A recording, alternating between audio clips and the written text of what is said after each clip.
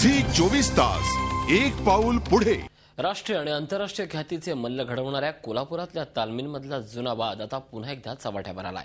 तालीम संघाच्या अध्यक्षांवर पैलवानानं चाकू हल्ला केल्यामुळे कुस्तीचे आखाडे राजकारणाचे अड्डे बनले आहेत का असा प्रश्न उपस्थित होतोय। कोल्हापूर म्हणजे कुस्तीची पंढरी। राजश्री शाहू महाराजांनी मल्लांना राजाश्रय देऊन अनेक मल्लांना घडवलं। शाहू महाराजांनंतरही कोल्हापूर नगरीनं अनेक राष्ट्रीय आणि आंतरराष्ट्रीय ख्यातीचे मल्ल तयार केले। मात्र गेल्या काही वर्षांपासून इथल्या तालमींमधला वाद शिगेला पोहोचलाय। कोल्हापूर जिल्हा राष्ट्रीय तालीम संघावर येत आलाय। मंगळवारी रात्री गायकवाड यांच्यावर चाकू हल्ला झाला।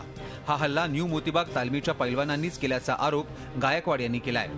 या संदर्भात दोघांविरोधात पोलीस तक्रार दाखल करण्यात आली आहे। तालमीनं आम्हाला बाहेर काढलेलं म्हटला आणि माझ्या मुलाच्या तुम्ही कुस्त्या लावत नाही। ह्याचा मुलगा केवढा आहे विद्यार्थी गटामध्ये, तो आम्हाला कुठला त्याच्या ह्याच्या मुलाला मी पाहिलेलं सुद्धा नाही कधी। शिवगाळ केल्यानंतर मी असं पुढे गेल्याबरोबर इथे चाकू मारला।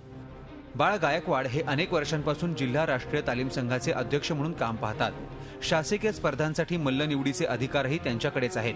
त्यामुळे बऱ्याचदा मोतीबाग तालमीचेच मल्ल मोठ्या स्पर्धांसाठी निवडले जातात अशी भावना न्यू मोतीबाग तालमीच्या मल्लांची आणि वस्तादांची आहे आणि त्यातूनच हा चाकू हल्ला झाल्याची शक्यता वर्तवण्यात येते। आपसात त्यांच्यात वादविवाद होऊ नये यासाठी दोन्ही बाजूंना समजावून सांगायचा प्रयत्न करत आहोत आणि आम्ही आमच्यातर्फे कायदेशीर कारवाई करत आहोत। या निमित्तानं तालीम संस्था मल्लांना घडवण्यासाठी आहेत की राजकारणासाठी असा प्रश्न उपस्थित झालाय।